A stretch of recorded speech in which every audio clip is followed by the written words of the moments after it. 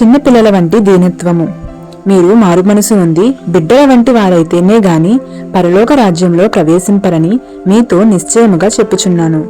కాగా ఈ బిడ్డ వలె తన్ను తాను తగ్గించుకుని వాడెవడో వాడే పరలోక రాజ్యంలో గొప్పవాడు. మత్తయి 18వ అధ్యాయం 3-4 వచనాలు.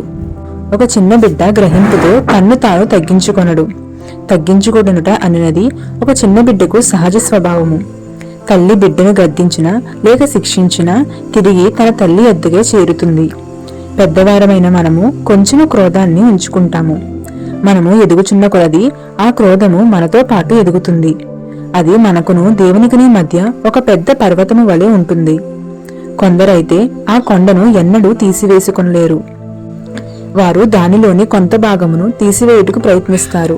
అప్పుడు సాతాను వారితో, ఇప్పటికిది చాలు, నీవు చేసినది చాలా గొప్పది, అంతయు తీసివేసుకొనవసరము లేదు, దానిని అక్కడే ఉండనియ్యి అని చెప్తాడు. కాబట్టి మరలా పాత వేరు ఎదుగుటకు ఆరంభిస్తుంది. 3 సంవత్సరముల తర్వాత వారు మరలా పాత స్థితికి వస్తారు. ఆ కోపముతోనే, ఆ క్షమించలేని ఆత్మతోనే, ఆ ద్వేషముతోనే మరలా పాత మార్గములలోనికి తిరిగి వస్తారు. ఇది ఎలా చేయవలనో సాతానుకు బాగా తెలుసు. లైట్ వేసే స్విచ్ ఎక్కడ ఉందో తెలిసి కూడా దానిని నేను నొక్కకపోతే నాలో ఏదో చాలా తీవ్రమైన తప్పు ఉన్నట్లే. దాన్ని నొక్కే శక్తి నాకు ఉన్నది, కానీ అలా చెయ్యడానికి నేను ఇష్టపడకపోతే దేవుడెలా నన్ను వాడుకుంటాడు? అసలు పరలోకానికి ఆయన ఎలా నన్ను ప్రవేశింపనిస్తాడు? క్షమించండి అని చెప్పుటకు సిద్ధముగా నుండక మరొకరి మీద నింద వేయుటకు ఇష్టపడినట్లయితే నా వెలుగు త్వరలోనే ఆరిపోతుంది.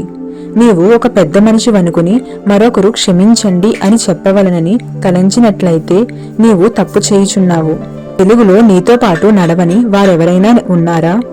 ఆ వ్యక్తితో నీవు సమాధాన పడకపోయినట్లయితే దేవుని ఆశీర్వాదాన్ని నీవు పోగొట్టుకుంటావు. మనము సత్యస్వరూపి అయిన ఆత్మచేత నింపబడాలి. ఒక చిన్న బిడ్డ సులభముగా సత్యమును వెల్లడి చేయును.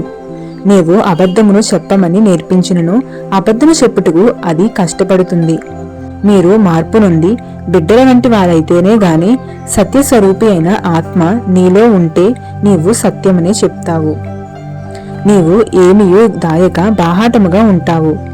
ఎంతమంది వారి నిజస్థితిని గూర్చి పూర్తిగా చెప్పుటకు కష్టపడతారు? వారి పరిస్థితులను నిందిస్తారు, ఎవరో ఒకరిని నిందిస్తారు. అది సత్యస్వరూపి అయిన ఆత్మ కాదు. సత్యస్వరూపి అయిన ఆత్మను నీలో ప్రవేశింపనీయుడి.